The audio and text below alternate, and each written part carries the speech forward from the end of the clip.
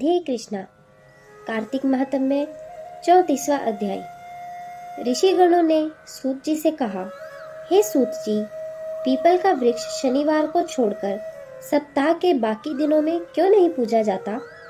सूत जी ने कहा, समुद्र का मंथन करने से जो रत्न देवताओं को मिले थे, उनमें से देवताओं ने लक्ष्मी और कौस्तुभ मणि भगवान विष्णु को दे दिया।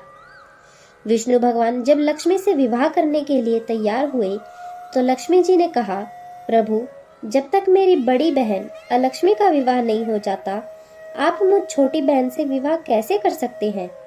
इसलिए आप पहले मेरी बड़ी बहन का विवाह कीजिए, बाद में फिर मुझसे विवाह कीजिए, क्योंकि यह प्राचीन नियम है।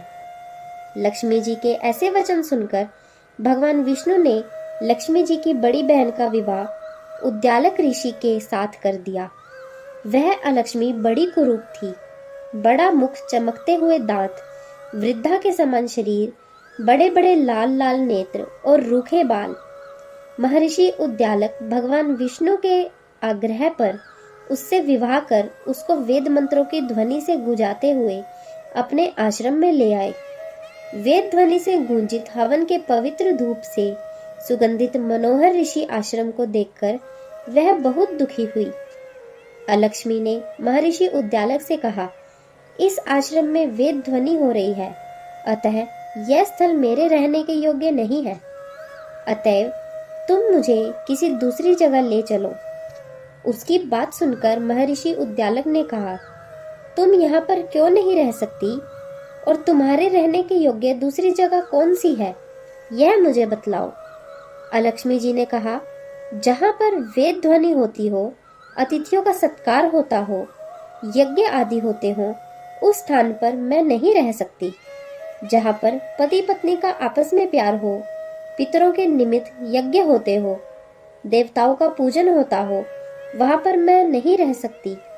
जहाँ दिन रात पति पत्नी लड़ते रहे और जहाँ में अतिथि लोग सदा निराश लौटते हो, जहाँ पर पूज्य वृद्धों, सत्य पुरुषों तथा मित्रों का अनादर होता हो, जहाँ पर अति कठोर वाणी बोली जाती हो, जहाँ पर दुराचारी, चोर, पर स्त्रीगमन प्राणी रहते हैं, जहाँ पर गोवों का वध, मद्यापन, ब्रह्म हत्या आदि होते रहते हो, वहाँ मैं प्रसन्नता पूर्वक निवास करती हूँ।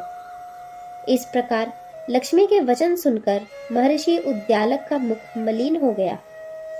वह उस बात को सुनकर चुप रह गए।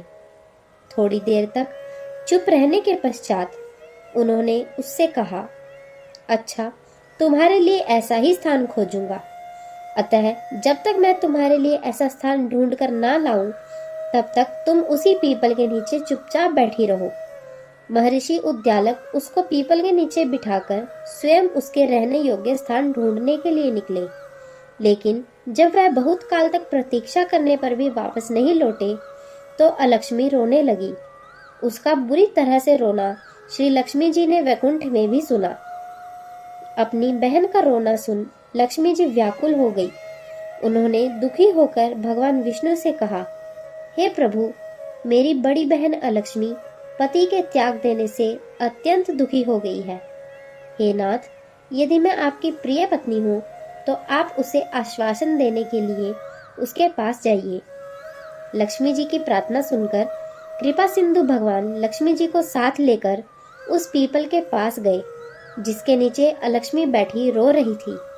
उसको आश्वासन देते हुए भगवान विष्णु ने कहा, हे अलक्ष्मी, इसी पीपल की जड़ में तुम सदा सदैव के लिए निवास करो, क्योंकि मेरे ही अंश से उसकी उत्पत्ति हुई है और इसमें मेरा निवास रहता है।